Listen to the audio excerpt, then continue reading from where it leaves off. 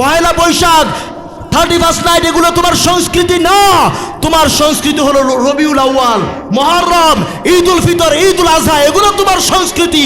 31 night, পয়লা Boishakh, Valentine day, বিশ্ব ভালোবাসা দিবসের নামে বেহায়াপনা, বেলাল্লাপনা, এগুলো তোমার সংস্কৃতি না। ঠিক কিনা বলেন? আল্লাহ এই জাতিকে বুঝার তৌফিক দান করুন, বলি আমিন।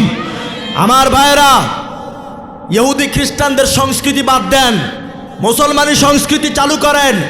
দেখবেন মাঝে একটা ট্রেন্ড চালু হয়ে গেছে। আমার যুবকেরা, এই দেশের যুবকেরা, আমি প্রায় বলি, আগে যখন আমরা বলতাম যে আমার যুবক যদি ভালো হয়ে যায়, ভালো থাকবে বাংলাদেশের 56,000 বর্গ মাইল। ঠিক কিনা বলেন? আমার যুবকেরা যদি ভালো হয়ে যায়, ভালো থাকবে লাল সবুজের পতাকা। আজকে আমরা বলতে পারি আলহামদুলিল্লাহ, সুম্মা আলহামদুলিল্লাহ, আমার দেশের যুবকেরা আজকে তার সবচেয়ে শখের জিনিস, মোটর সাইকেল বলেন, মোটর বাইক বলেন, তার গার্লফ্রেন্ড বলেন, এই সব কিছুর চেয়েও তার দেশটাকে বেশি ভালোবাসতে শিখে গেছে। ঠিক কিনা? এমনকি নিজের বাবা মায়ের চেয়েও তার নিজের মাতৃভূমি, এই মায়ের দেশটাকে বেশি ভালোবাসতে শিখেছে। ঠিক কিনা বলেন?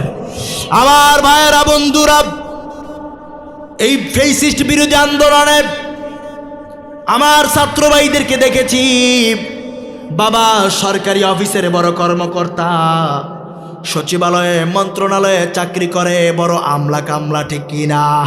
বাবা বাধা দেয় সন্তানকে, ওই আন্দোলনে শরীক হওয়ার জন্য বাধা দেয়, যেতে দেয় না। সন্তান সে বাধা শোনে না, পালায়া লুকায়া রাজপথে চলে যায়। ঠিক কিনা? তার মানে বোঝা যায় আমার সোনার বাংলার সোনার ছেলেরা আমার লাল সবুজের পতাকার মান বুঝে গেছে। আমার এই সোনার ছেলেরা যদি ভালো হয়ে যায়, তাদের কাছে নিরাপদ থাকবে আমার এই 56,000 বর্গ মাইলের সোনার বাংলাদেশ। ঠিক কিনা?